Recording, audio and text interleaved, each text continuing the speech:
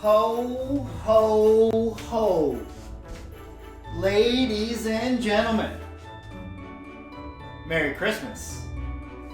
And in today's video, I got something underneath my tree. I got me a Christmas Grail unboxing to do with you guys here today. It's Christmas time. I hope you guys are having a wonderful day. I hope you guys found grails under your tree. I certainly did. All right, full transparency. This is movie magic. This came a little bit before Christmas morning. It's not like this was actually delivered to me on Christmas morning. Santa came a little bit early to my house. So in this video, I got a big Christmas Grail to unbox with you guys here today. One of the most expensive books I ever bought for myself. Certainly. I think this is the most expensive book I ever bought myself. Technically. Maybe single purchase, but not really. But it is. And potentially a happy ending to what was a very sad thing for me earlier with the scam that happened to me. But before I get into the unboxing, if you guys could drop me a like or a comment or subscribe. If you're enjoying the content, help support the channel, do one of those things. I'd appreciate it. But let us get into this Christmas Day unboxing here today. I hope you guys, again, are having a wonderful day.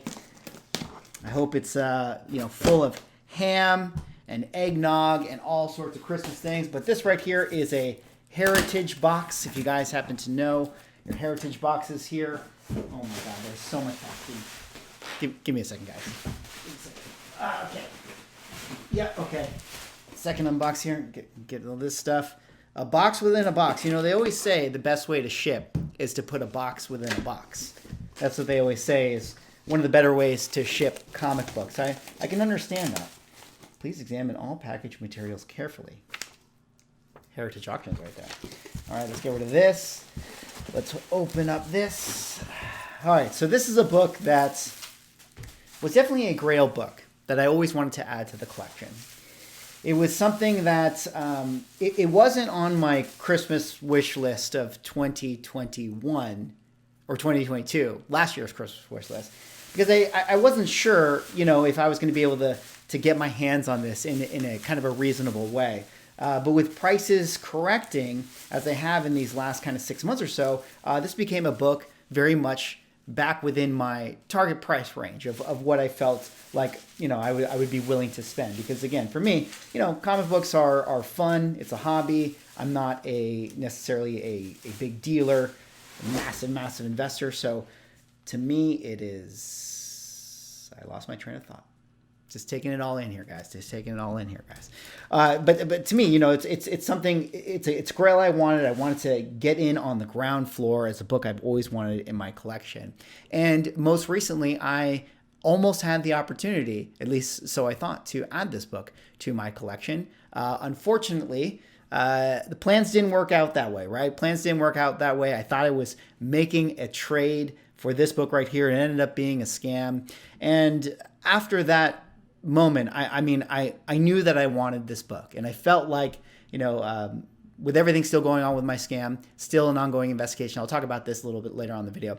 I felt like, if anything, if I saw the opportunity with a price that I felt comfortable with, I would at least create a happy ending for myself. And I feel like I did that here today. And the book, of course, I picked up, if you haven't figured it out by now, is this X-Men #1. X-Men #1, first appearance of the X-Men, Cyclops, Iceman, Jean Grey, Beast, Archangel, and Professor X, and also first appearance of Magneto. This is obviously a low-grade raw book right there, missing a corner. Cover is still attached, at least at the top staple, slightly attached on the backside of the bottom staple. Probably, I would say that this is a 1.5 grade, which is totally fine for me. I'm totally happy to have a low grade, be in the club book for one like this, because this is a book that I've wanted for some years, and I wish I had bought it sooner. But now that the prices were coming back in line, I felt like now was the time.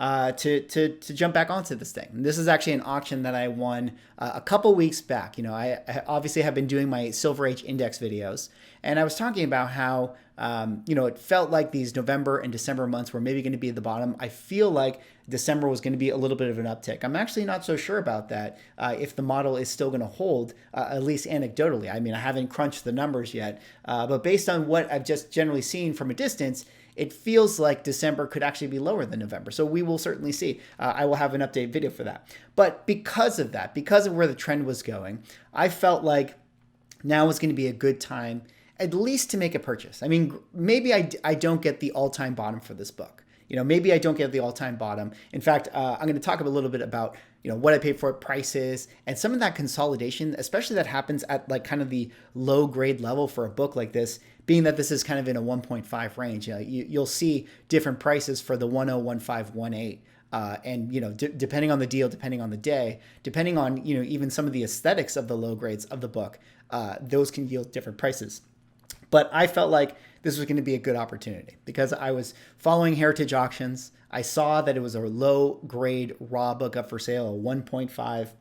And I felt like this is probably a pretty good target window. Now, certainly X-Men 1, it's all relative scarcity, right? It's all relative rarity. It's not necessarily that rare of a book. There's always going to be X-Men 1s out there. In fact, actually for the Silver Age Mega Grails, this is definitely one of the higher print counts. And it makes sense. I mean, even back then, back in the day, a number one issue was going to be probably more purchased, probably more bought, more so than that of like Tales of Suspense 39, right? The Iron Man book, where it's like, we're talking about the middle of the run, who was still on, Tales of Suspense at that particular time. So there's a lot of copies of this thing out there. But I still felt like it was a good opportunity seeing that low grade up for sale.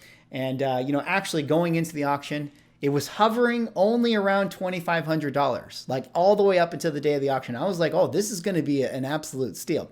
Didn't end up actually being a steal. I ended up winning this one for $4,800, which is not necessarily the lowest price. I mean, certainly there's been a couple other sales since then that I missed that went just slightly under that, around that $4,600 price point. But I'm still okay paying $4,800 for this. I felt comfortable with that. It was a nice low grade presenting copy, attached, missing that corner, which again is not too big a deal to me. That's going to be the thing that certainly puts it at that 1.5 level. But I thought that this was the book for me, and I wanted to win it, and I was a little bit stubborn. And even though I felt like maybe 4,800 was still slightly too high based on where the prices are adjusting to, and if I'm looking at my trend lines and I'm doing the calculation and I'm doing the math, it's still very possible that this book corrects even lower than that. I mean, I think that this could be a floor price book, around $4,100. I think that is certainly possible, that's where this book could go. It depends, if we're testing 2019 prices in the future, that could certainly be the case, that this book drops to even lower than that. It's definitely possible. We don't really know. But for me, I felt like it was an opportunity. I wanted to have it in my collection, and I wanted to create a happy ending for the scam situation that I'm currently in. Now, you guys might be wondering, what is the update with that scam situation? Unfortunately, I don't have too big of updates that I can share with you guys at this current time. I will certainly make a video once I have more information, but I do have a private investigator working for me at this time. I do have a detective in Chicago working on the case, and we have been going through things, and it's a very slow boat. It's a very slow process.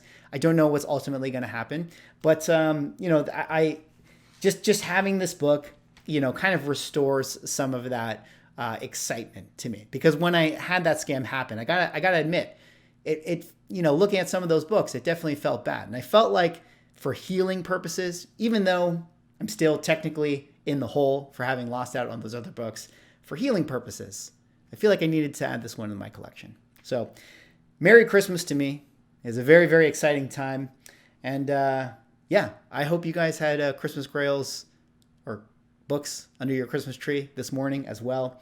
I'm very, very excited to add this one to the wall. But before I wrap it up, let's talk a little bit about prices here, because I feel like it wouldn't be a Swaggle video unless I actually got into some numbers and crunched some of the data with you guys here today. I did want to talk a little bit about, some of those low grade price consolidation. You can see right here from the 1.8 down, You have, in the 30-day movie, you have a $4,500 sale, $4,600 sale, another $4,500 sale, and even at a 0.5 grade right here, you have a $4,400 sale. And, you know, definitely these are the last couple sales that were on the charts. I think that there are some others that are finishing today that actually sold again around that price point, if not slightly higher. So I do think that it is interesting to see like these consolidations at the low grade. And that's one of the things I think is really interesting about, you know, buying low grades books and some of the, I don't know if you want to call it risk or if you want to call it like variables that happen at these low grade price points. And that has to do with like, you know, a lot of these aesthetics can definitely change what a book goes for at any particular grade at any particular point. This is like where the adage of, you know, buy the book, not the grade really comes into play, because, you know, there could be a very specific aesthetic flaw that, you know, prevents a book from being purchased, or it's like, versus like if you have, you know, certain other characteristics that, you know, make a book more desirable, even though it was technically like half a point lower, but it looks so much better. I mean, and you never really know what's going to happen. I mean, here's a 0.5 that someone just did a buy it now for $5,000 on eBay just a couple weeks ago. And then the next day you have an auction that went on eBay at the 0.5, which, you know, clearly looks a lot better than the one I previously just showed. But, you know, we're talking about auction versus somebody who just wanted it now at the fixed price. So definitely a lot of interesting variables at the low grade, which is why I still felt comfortable picking up my copy right here, because I thought aesthetically it still looked nice. Like I'm okay with damages on the peripheries of the books. You know, the back also looks okay, at least from the pictures and stuff like that. It's probably going to be a cream to off-white pages. So, you know, I'm okay with that, generally speaking, especially for a book like this. And we'll see. I'm going to keep it raw for now. I think at some point I will get it graded simply due to, you know, the value of it. I mean, we've had these sort of conversations on the channel before about, I think when we're talking about a book that, you know, is going to be whatever, $5,000, like we probably need to have it in a slab so that, you know, if anything ever happens to me, you know, we don't go to the LCS and sell this thing for $100. You know, that's really, you know, one of the reasons why I think slabbing something is so important. So I'll probably send this off to CGC at some point next year. I definitely have to crack out my X-Men #4. I want to do a CPR for that. So maybe I can have an X-Men submission for CGC. Anyways, that's all for this video. That was me unboxing my Christmas Grail of an X-Men #1. I hope you guys have a wonderful Merry Christmas. I don't know what else to say. I'm going to admire this thing. I'm going to take it out of the bag. I'm going to inspect it. I'm going to take a look at everything. And then I'm going to put it on the wall behind me. Anyways, that's all for this video. Like, comment, subscribe. Have a wonderful Merry Christmas. And I'll see you guys in the next one.